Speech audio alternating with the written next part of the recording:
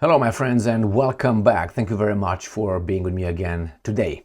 The fall of Pokrovsk would mean it is a death sentence for the Ukrainian army. We're going to look into why Pokrovsk is of such importance. Then I'm going to show you the Russian intensity attacks on the Ukrainian positions in Pokrovsk.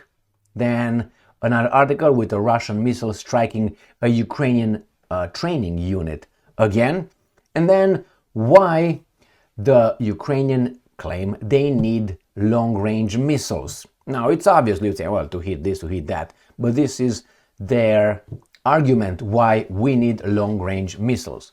What's up, meow meow? Good job. My cat brought me a little toy over there. All right.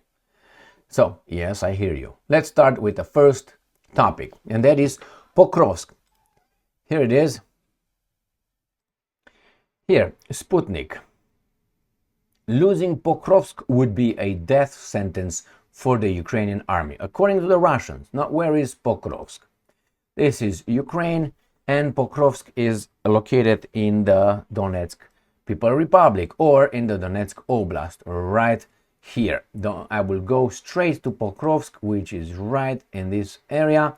And as I said, partially surrounded, encircled by the Russian army. They have the supply lines right here. The Russians are already in the suburbs of Pokrovsk right there. So this is Dnipropetrovsk Oblast, this is Zaporozhye Oblast, this is Donetsk Oblast. So this is the town. They say if this falls, it's a death sentence. I think that also Konstantinovka right here is a death sentence in the big scheme of things in the Donetsk People's Republic.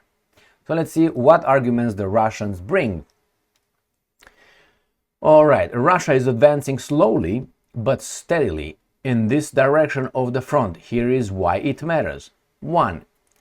Pokrovsk or Krasnoarmeysk is a key supply hub, is a major logistics center for the entire southeastern part of Ukraine, explains Swedish Armed Forces veteran Mikael Waltersson. All right, facing the prospect of the city's loss, Ukraine's army is clinging to Pokrovsk to deny Russia access for as long as possible. 2.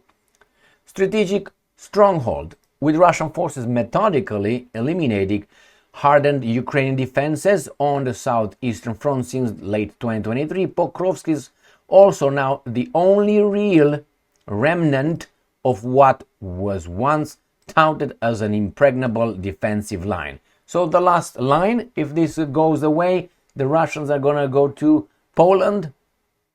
Once it's liberated, that's what the Russians call it, Ukraine would have a hard time stopping large-scale Russian advances further westward. So if these guys cannot stop the Russians here, then these guys supposedly go towards Dnipropetrovsk, I'm guessing. This is the next one here. Dnipropetrovsk could be through Zaporozhye, but these guys are defending the line in Zaporozhye city, Dnipropetrovsk. So according to these guys, the Russians are coming and advancing. Let's go to the third point. Gap in the front. After the city is taken, so the small gap in the Ukrainian front line that already exists will grow many times, allowing Russian forces to launch operations behind heavily fortified lines in southeastern Zaporozhye. So they say, once we break through here, we can come around behind you in Zaporozhye. This is Zaporozhye line right here. So if these guys break through here, there's nothing to stop them to come over. That means these guys have to retreat somewhere, probably across from Zaporozhye in Dnipropetrovsk on the other side of the Dnipro River. That would be the best guess. Otherwise, these guys are going to come right in between them. All right, to the north around Kramatorsk and eventually possibly as far as Kharkov, Walterson said. So that is, they're afraid that if this line is broken right here, they can go towards right here, Kharkov in there. This is what he claims. Breaking through here, get them to Kharkov. Impact on morale. Pokrovsk's fall will greatly impact Ukrainian morale, Walterson predicts. It will show that Russia is on the advance and the Ukraine's choices come down to peace and loss of 25% of territory now, or continued war and the loss of 50% a couple of years from now. Well, the Russians kept saying, at least Medvedev, that Kiev is a Russian town, as Odessa. So if you go in the straight line, you kind of understand where the Russian mind lays. About here, this is the claim.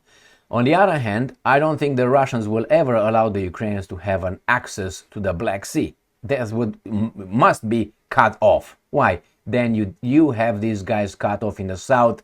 All they can get is from the Poles and Romanians, Hungarians or Slovaks. Right there, these are the borders. So that could be. Next. MSM, myth-making versus reality. Admitting that Russian forces have already broken into areas of the city and are poised to take it by the fall, Western media have spun things to characterize the fight for Pokrovsk as year-long, slow and grinding, end quote.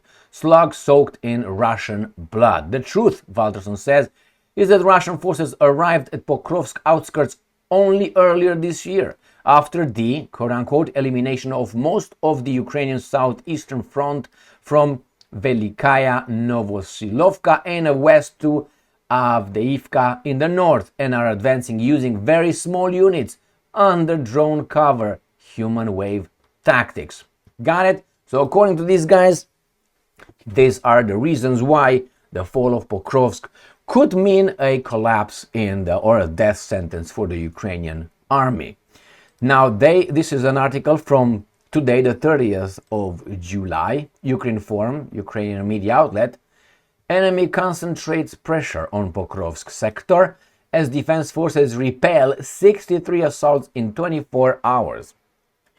Over the past day, 171 combat engagements were recorded on the front line, 63 of them in the Pokrovsk sector. So this is the most important region and position that the Ukrainians tried to defend. As I said, correlated or put it together with what the Russians said about the importance of Pokrovsk, and you get the picture. Next topic, Ukrinform. Russian missile strike hits Ukrainian training unit. 3 soldiers killed, 18 wounded. This is going to be correlated or put together again with this one. Ukrinform again. Breaking the defensive exchange ratio. Why Ukraine needs long-range strike capabilities. And they say because of this. On Tuesday, July 29th, the enemy launched a missile strike on the territory of one of the training units of the land forces of the armed forces of Ukraine. They don't give you the location, obviously. So, they did that. 3 soldiers were killed and 18 were wounded. And that was, if I remember correctly, an Iskander-M missile. Breaking the defenses, Russia has been firing cruise and ballistic missiles into Ukraine for nearly 4 years, causing death and destruction in what constitutes state-sponsored terrorism and acts of genocide. Okay, because you don't do the same. But anyway, and you want to do the same, but you can't. These missile attacks are increasing rather than decreasing. The primary defense against ballistic missile attacks remains the Patriot missile system. Got it? So they need more Patriot systems in order to stop the Russians' attacks with the missiles, and they pinpoint training grounds. And those training grounds obviously are foreign trainers, let's put it this way, and advisors. And this is what hurts the West. Maybe not that much, but some will pick those stories in the West, and when they decide to promote those, or at least to report those deaths, and maybe, the population will start asking, why are we there? Are we there? What's going on here? And demand peace, but I don't think that could happen because the media is in the grip, or not grip, I would say owned by the, as I call them, media operatives, which are people who are saying what they need to say. So, Pokrovsk falls. Pokrovsk is sexy. 63, I think it was, attacks in the 24 hours, wasn't it? 63 assaults. Then we got the Russian missile strike on Ukrainian training unit. And then we go and say, well, we need more Patriots. Trump said you're going to receive about 10 or something. Why? Because Zelensky said so. Thank you very much for being with me again today. Stay strong, stay smart, look for the truth, and be just.